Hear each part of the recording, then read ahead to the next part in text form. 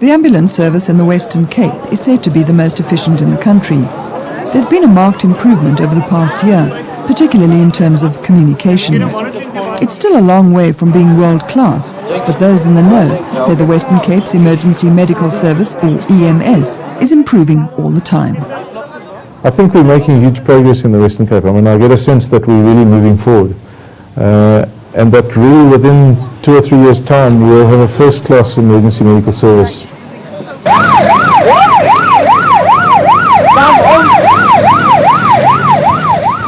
The same can't be said of the EMS in parts of the Northern and Eastern Cape, where the ambulance service seems to go from bad to worse. We once went to Albert Luthuli one day. The people, the way they were laughing at us, were like the joke of the day.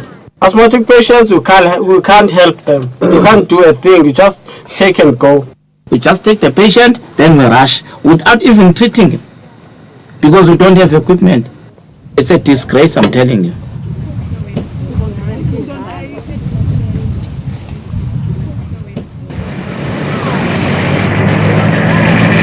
It's early evening in Lusikisiki, a rushed, reckless town in the heart of Ponderland. It's surrounded by a vast rural area with underdeveloped roads. AIDS is prevalent, so one would imagine an ambulance service would be a priority here. But apparently not. Paramedic Prince Mthembu has just arrived on duty to find he doesn't have a vehicle again. It's in for repairs, and he's trying to explain that to someone with an emergency. Silindele enye ambulance esiwa kwenye branch yethu ezozakhona izothatha ipatient isengasemthatha. Kade abantu befona i-ambulance, so ayikho indlela esingenza ngayo. No replacement ambulance arrives, so he spends the rest of his night shift in the duty room in the hospital grounds. The television doesn't work, and there's no phone.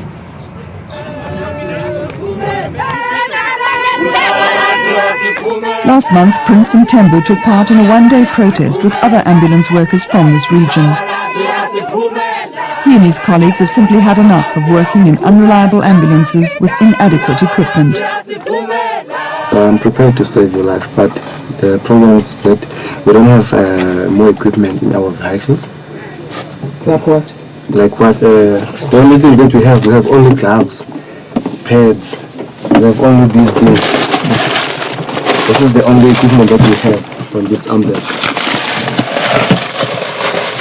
And what do you need? We need oxygens, we need suction units, we need things for... We need a lot of things. And we used to ask gloves in hospital sometimes. You see, we don't even have oxygen. Look at this thing. This is the thing where you can put some things of oxygen. The oxygen regulators. Look, how are they? How can you save the people's lives with these things? Paramedics shouldn't go on duty without 2 main oxygen cylinders, 2 portable cylinders, a range of disposable oxygen masks, a flow meter and a contents gauge.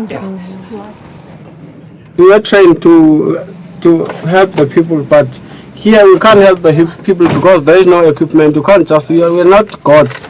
We're not going to pray for them. You have to do something when you reach to the scene. If there is an accident, we have to travel with people, almost sometimes 89 kilometers, rushing the patient to the hospital. So now we're going to write statements why the patient died on your hands. Less than 50% of ambulances in the Eastern Cape EMS have functioning communication devices. Zweli Sodidi uses his private cell phone, which he pays for. The distances they travel are vast. The ambulances unreliable. You can't run a service with a 500,000 kilometers car because that car, it can break down anywhere. What they're saying, if you're telling them about that, if you could get a breakdown, they say, why did you break the car? So how are we going to work with cars like that? The risk of catching diseases is ever present. We are not even immunized for these communicable diseases, like the simple immunization for the ambulance man. Like hepatitis B, we never receive hepatitis B. We're just risking our lives, and we have to escort patients with meningitis. And meningitis, it's the disease that is infectious. With no masks, nothing. We're just risking ourselves. I don't think we'll reach 40 years if we're working like this. While most ambulance workers have a duty room where they can wind down, Zweli's office is his vehicle. If you want to relax, you get in this dirty ambulance and sleep. You see, the reason why these ambulances are dirty, they're not even supplying biocide to disinfect the ambulance, to clean it. Office equipment. We don't have phone landline. We don't have a landline there. We don't even have a table, like an ordinary table now. I don't know how to explain it as such thing. In fact, it's a disgrace, I'm telling you. The duty room for ambulance workers in the grounds of Mount Aleph Hospital in the Alfred Nzo Municipal District is in a sorry state too. Broken stretchers lie strewn about outside. Workers don't bother to try to repair equipment anymore because it has to be done at their own expense. Hello, Sisunjali. Not even the phone works properly, a vital communication tool for emergency services. Hold on, my phone is off. I just to kickstart it. You told me kickstart. Kickstart up Kickstart the phone. Okay.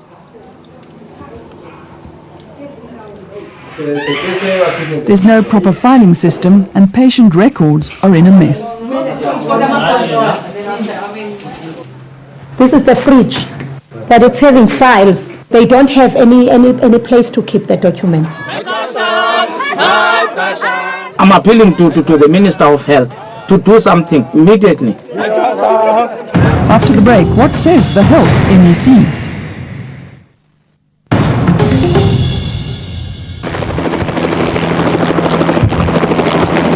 It may be short of staff and equipment, but the Eastern Cape EMS has at its disposal a fixed-wing plane and 3 helicopters leased from private companies. The hire of the helicopters costs about 600,000 rands a month and the plane about 150,000 rands. The MEC for Health, Monwabisi Kokwana, says these are essential in getting medical help to patients in this far-flung province. Because of the distances and the terrain, we needed to have flying services, your helicopter, your fixed wing, so that even if there's an accident in a particular place, we could actually fly there and make sure that that person is taken to a place where they could be treated.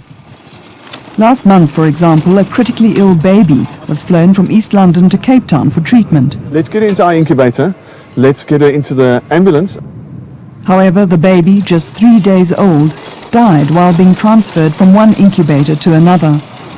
The reason given for the ill-advised transfer was because the incubator had to go back to the Eastern Cape. Between February and April this year, the aircraft made 19 trips within the province at a cost of 345,000 rands. But only 9 of these trips were for patients. EMS in the province. The other 10 times, the plane was used by 2 MECs. The Health MEC defends this use of resources meant for medical emergencies, saying they were emergency official trips. The Public Service Accountability Monitor, based in Grahamstown, doesn't buy this. What concerns us mostly about this is that MECs have their own budgets for transport through their own departments. So in effect, the EMS service is subsidising other departments. And the MEC defends his decision to use the helicopters by saying that the province pays for them anyway. But it seems to me that an audit needs to be carried out by the Auditor General to look into the usage of these helicopters and the fixed-wing aircraft to make sure that the EMS service is making efficient use of its scarce resources. All indications are that it is not. Pilots working for one of the private helicopter companies told us they were encouraged to inflate their hours and that they often made unnecessary trips. Most emergency vehicles in the Eastern Cape are private, managed by a company called Fleet Africa. Currently, vehicles in the fleet can travel a maximum of 2,000 kilometers a month, after which they get charged. Ambulances in the Eastern Cape average about 8,000 kilometers a month. Even though this arrangement is hugely expensive, the Health Department has no qualms about hiring other companies too. We are going to have a public-private partnership with private ambulances so that where we are short, a private ambulance could assist us. Last year, the director of the EMS in the Eastern Cape was suspended, allegedly for improper procurement practices. Insiders say he was axed because he in fact queried irregular payments. As a result, the Eastern Cape Health Department is being investigated by the Commercial Crimes Unit for having corrupt relations with private companies. This is 50,000 rand that was paid in February last year for the provision of private ambulances within the province outside of the Fleet Africa contract, which doesn't seem to make a lot of sense to us, given that money is desperately short within the EMS service itself. And rather, this money should be ploughed back into the EMS service to buy new ambulances and to properly equip existing infrastructure and ambulances. This is another private ambulance service that the department is making use of, and this is an invoice for 64,000 rand. However, there is no contract with these companies that's been formalised. There's no service level agreement.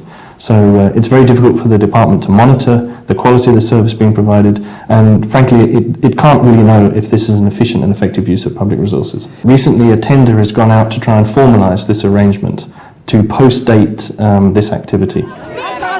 Another major complaint of ambulance workers is uniforms. Most paramedics countrywide wear protective outfits like these. But Zweli, Prince and Lubabalo, stuck in the outer reaches of the Eastern Cape, wear their own clothes. We don't have any uniform, we don't have equipment. We're just like bystanders. When you come to the scene, you're like a bystander. You're not looking like an ambulance man. It's better a petrol attendant.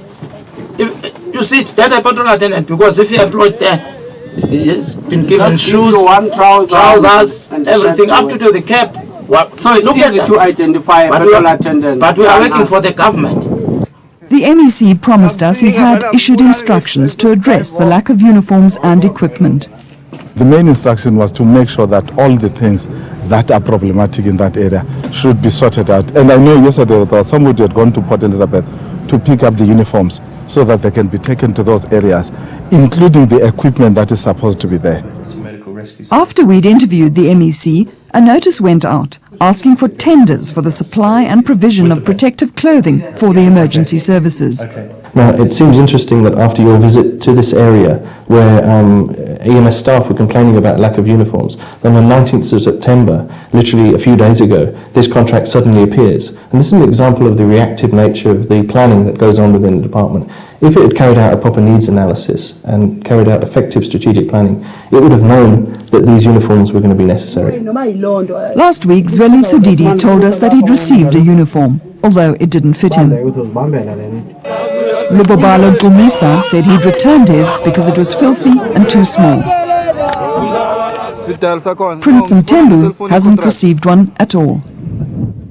The Health MEC says he's appointed a new deputy director to sort out problems. If you look at our history and look at our province, there's no doubt about it that we cannot fix everything in a day or two. So in those areas that I'm talking about, there are still some challenges, but we are addressing them. Given that the MEC has been incumbent for the last 6 years, the PSM would like to reiterate its call that it's time for the MEC to resign. After the break, how bad is the Northern Cape?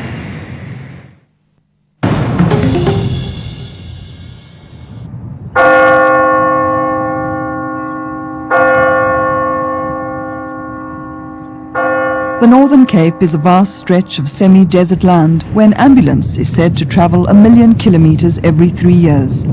75% of them operate with one-person crews. Small wonder that many vehicles are in this condition. Ons paaie is ongelooflik swak. Die ambulanse wat hulle hier moet gee, wat hulle vir ons in die stadium gee, is Mercedes Sprinters. Hulle hou nie op 'n grondpad nie. Daar is moet weer gekyk word na 4x4 voertuie wat ons grondpaaie kan hanteer. En in die stadium vat dit plus minus 'n maand om magtiging te kry om 'n ambulans te herstel. En ek kan nie sien waaroor nie. As ambulanstrekkend is moet heel gemaak word. Dit is nie 'n gerieflikheids- of 'n geriefsvoertuig nie. Dis 'n noodvoertuig. Flip van der Steen has lived all his life in Uppington. He's an independent contractor who has made it his mission to make sure Uppington has a decent ambulance service. Earlier this year, he had a serious car accident and lost part of his scalp. It made him realize just how deficient the emergency medical service is in the district. Ek wil net 'n ordentlike ambulansdiens hê wat behoorlik funksioneer, wat vir ons almal van nut is. Dat 'n mens nie bang is om te ry hier rond nie.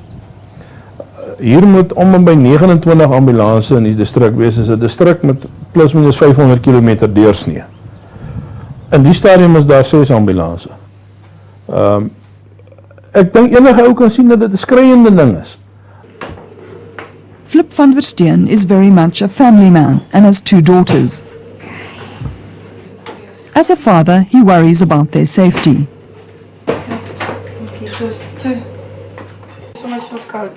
He was particularly disturbed to hear of an incident on Human Rights Day this year.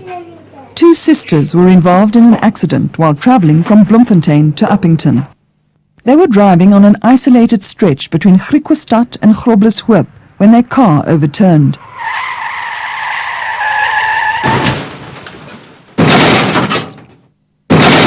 There was no cell phone signal, but one of the girls managed to drag herself to a farmhouse to make a call. After an hour and a half, an ambulance was located. The younger of the 2 women had a serious head injury, was unconscious and needed urgent medical attention, but the ambulance didn't even have the bare necessities. Ek het agterna uitgevind dat die ambulans op Groblershoop vertrek het sonder dat daar suurstof op die in die ambulans was, en dat 'n privaat persoon dink is, kan nie meer die man se van onthou nie, maar die ambulans van agteraf ingery en toe die suurstofmasker vir hulle die ambulans gestop en dit oorhandig. The ambulance only had a driver. The older daughter, herself seriously injured, had to nurse her sister. Daar was geen behandeling agter die ambulans nie. Daar was niemand wat behandeling kon nie gee nie. Slegs die 2 meisiekinders was in die ambulans. 19-year-old Surita Blomeris later died in hospital and left her devastated father with a desire to see things change. Baie beslis dat die personeel opgelei word ten minste dat hulle medische behandeling kan toepas aan beseerders en dat die toerusting op die ambulance ten minste suurstof is standaard toerusting, dat dit ten minste beskikbaar is. Alan Paulini, who trains paramedics, says several things should have been done for Surita Blomeris. Now you want to have somebody in the back because airway problems, bleeding problems. You want to make sure that someone is there to make sure the airway is open, to make sure the bleeding has stopped, to be there. You want to have oxygen, you want to have IV lines up, you want to have the person properly monitored, you want to know what's going on. But there are few fully trained paramedics in the Northern Cape. Daar word net doodeenvoudig nie opleiding gedoen nie. Die meeste van die ouens wat ambulansbestuurders is en ambulansmanne is in die stadium vlak 1 opleiding. Hy kan jou hopelik veilig op 'n draagbaar lei en dan maak hulle jy by die hospitaal kom. Jan van der Merwe worked for Uppington Emergency Services until last year. He had level 3 training, which means he could intubate a patient and give advanced life support. He says there was never enough staff. He sometimes worked 72-hour shifts, often on his own. So is hy moet nou maar scoop en go, wat hulle sê, op lyn ry. Jy kan die pasiënt agterin behandel. He left the service after picking up a patient on a stretcher and badly injuring his back. Jy moes maar alleen gesukkel het. En dit is so mense reg om op 'n dag seer kry, van 1 weg. Ek het nog nie 'n dooie sent van die sate gekry nie. Ek was by om 'n scan te laat doen, CT scan vir my rug in Kimberley, en met die WCA vorms alles, en die mense het vir my gesê, op skrif vir my gegee, laat hulle sien nie staatspasiënte nie, of mense van departement gesondheid, want hulle rekening is van 1999 al agterstallig. Daai kostes moes ek maar self gedek het. Flip van der Steen says there seems to be no desire on the part of the Northern Cape Health Department to see things change. Niemand wil met jou praat daaroor nie. Oral klap deure jou gesig toe en dit word van Kimberley af beheer. Die mense met wie jy in Kimberley wil praat, wil nie met jou praat nie. Die dreigemente kom, die oomblik as jy met die mense begin praat oor die goed, waar kry jy jou inligting, en hulle sal uitvind waar die inligting vandaan kom, en die mense sal hulle werke verloor. The Northern Cape Health Department was willing to speak to us. Deputy Director General Dion Maggio said he had taken note of the situation and that Uppington would be receiving 8 new ambulances, including several 4x4s. He said they were building a new training centre and that from next year, post-basic courses would be offered. He said it was difficult to attract and keep trained paramedics anywhere in the country, let alone rural areas. On a national level, authorities don't shy away from the huge problems within the EMS and seem committed to change. We're also going through an exercise at the moment. There's a national EMS framework being developed from which we'll be able to determine norms for ambulance services in South Africa and say, well, in the Eastern Cape we need this many ambulances, or in Mpumalanga this is how many personnel you need, this is how many rescue vehicles. So they're currently developing that model. Once the model and the framework's on the ground, that'll flow into a budgeting process, and hopefully from that will flow funding for EMS services. But it's also up to the public. Paramedics say South Africans should be taught basic first aid at school. Too often ambulances are used as taxis and called out for minor complaints. Everybody wants an ambulance there yesterday, and everybody's going to make it as urgent as what they can to get the ambulance there. So we're getting to calls where people need to be put into the ambulance to go fetch their tablets, or because they've got a headache, or because they've got a stomach ache. And we're missing the calls that are really required. The guy that's bleeding. The guy's not breathing properly. The asthmatic. We're not getting there because our ambulance or our vehicle is busy with a guy with a sore tongue. It would also help if South Africans took greater care of themselves and of one another. We need to stop stabbing one another and clubbing one another over the head and shooting one another and all these issues and driving one another over. We are not serious about preventing road accidents or homicide or trauma or anything, and we really need to go down that road as a country. We need to prevent people from getting hurt.